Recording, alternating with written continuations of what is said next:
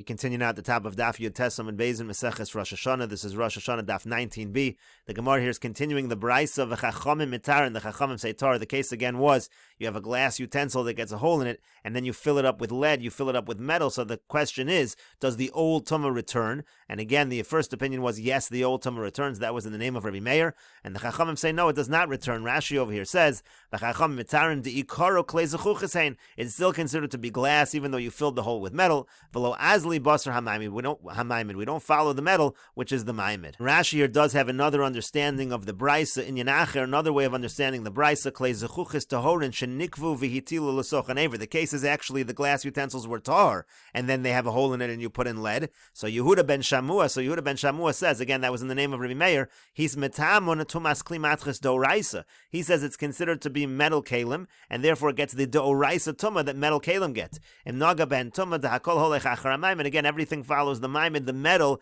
is considered what is upholding this utensil. The Chachamim mitarim mitumas kli matches doraisa. The Chachamim say no, it's not tummy in terms of the doraisa tumah of metal kalim.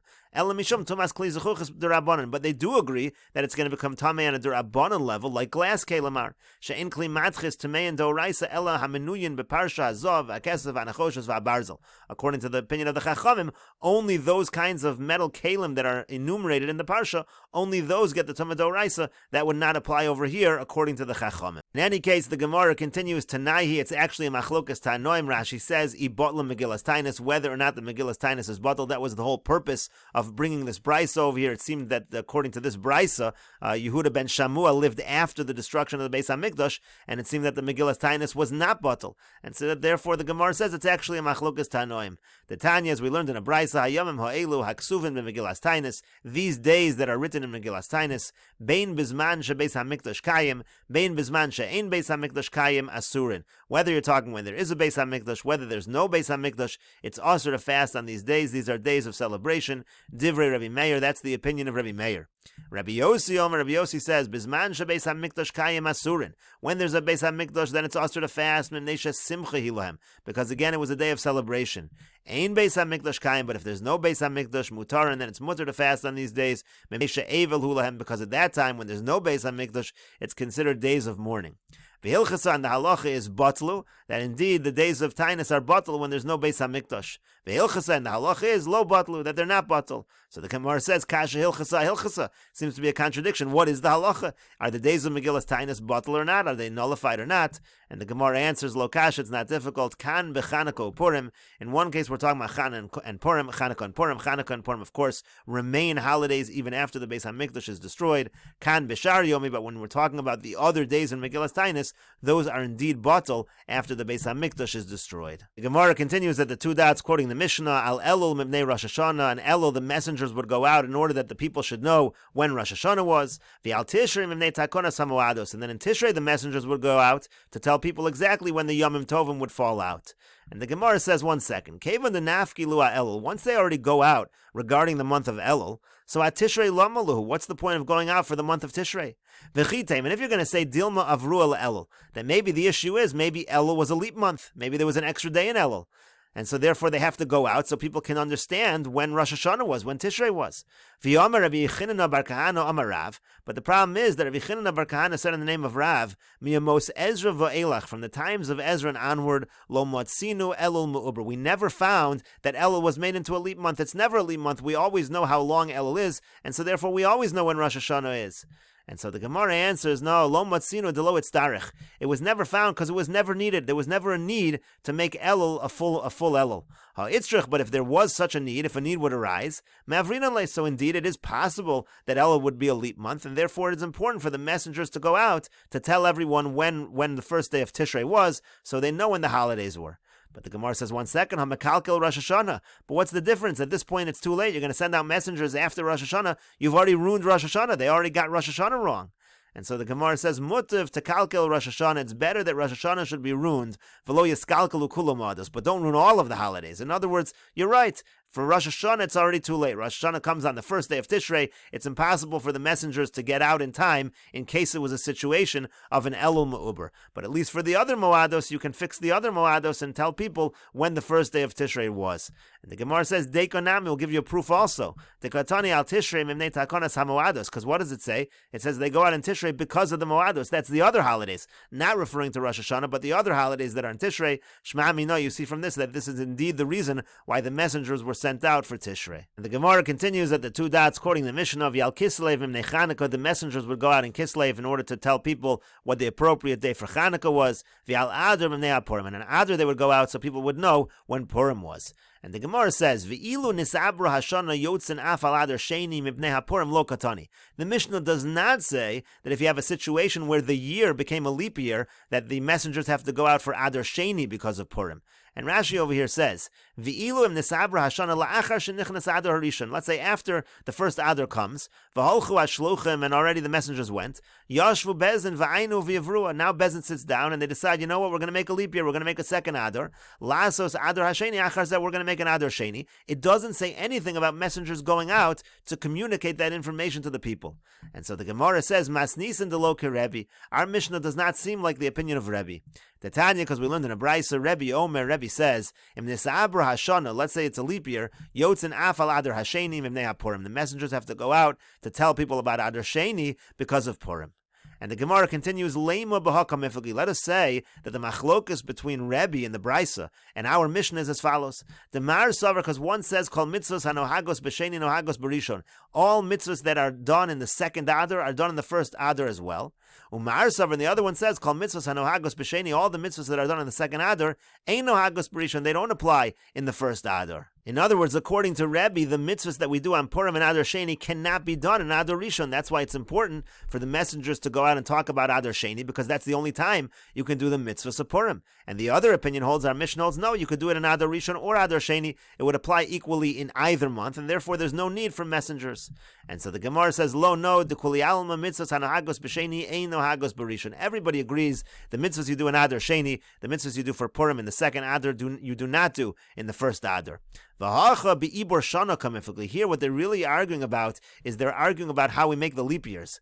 The Tanya, as we learned in a Brisa, Kama ibor shana lamed yom. The first opinion of the Brisa says, how much is the leap year? It's going to be 30 days. You're going to add 30 days to the calendar.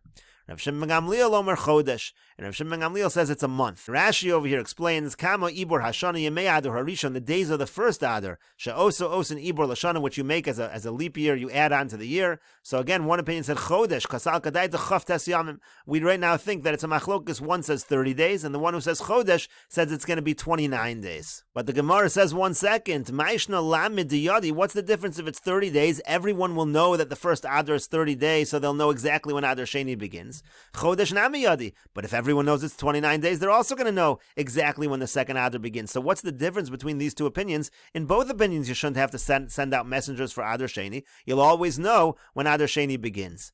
And so the Gemara explains, Amar Papa says, Man do Amar chodesh, rotza shloshim. No, the one who says chodesh, he doesn't mean to say that it's 29 days, Rav Shimon ben Gamliel. He means to say that it could be 29 days, it could be 30 days, and therefore it's only within that opinion that it is necessary to send out the messengers so people know exactly when Adar Sheni began. And the Gemara continues, Hey, Rabbi Yoshua ben Levi mishum kohala kadisha de Yerushalayim. Rabbi Yoshua ben Levi testified in the name of the Holy Congregation of Yerushalayim, Al Shnei Adorim shemekadshen osam biyomi burein. He said that the two Adars, we sanctify them on the day that they would be a leap month. In other words, when you have Adar Rishon on the 30th day from Adar Rishon, that's already going to be Adar Sheni. Adar Rishon itself is only going to be 29 days. It is going to be a chodesh chaser. It is not going to be a full month. And the same thing is true by Adar Sheni. It's going to be only 29 days. On the 30th day is going to be Rosh Chodesh Nisan.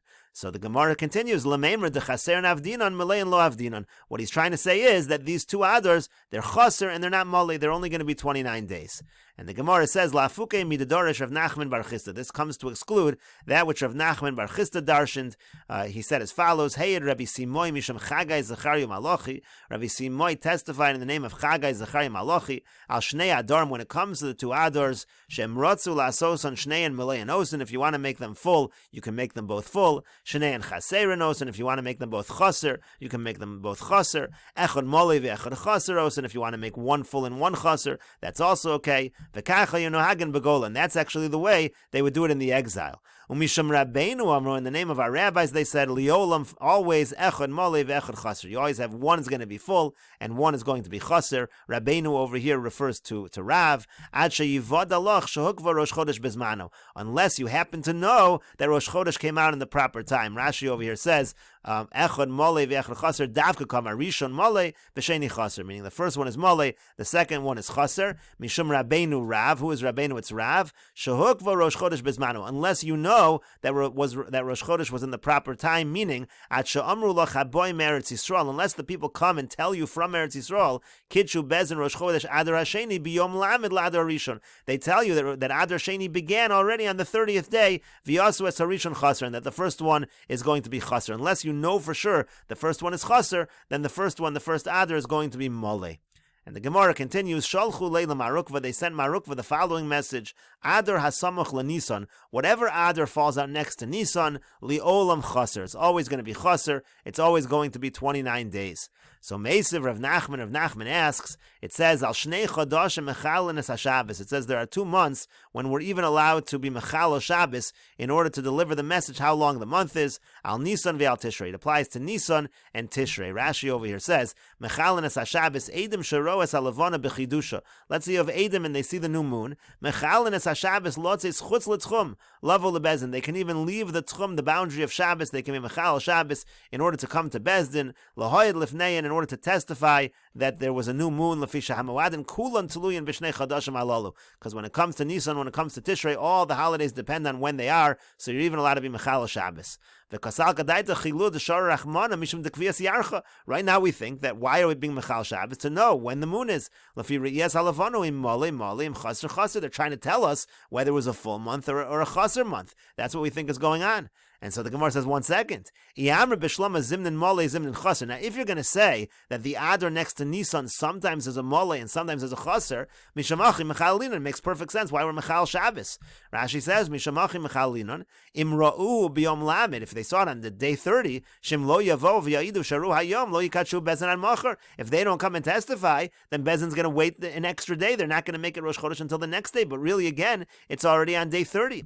Bezin's going to incorrectly make a month that is chaser, they're going to make it mali, and so therefore it would be important for them to be mechal Shabbos to tell people that it's Rosh Chodesh. And we'll continue with this discussion in the next video on Daf Chaf Amud Aleph.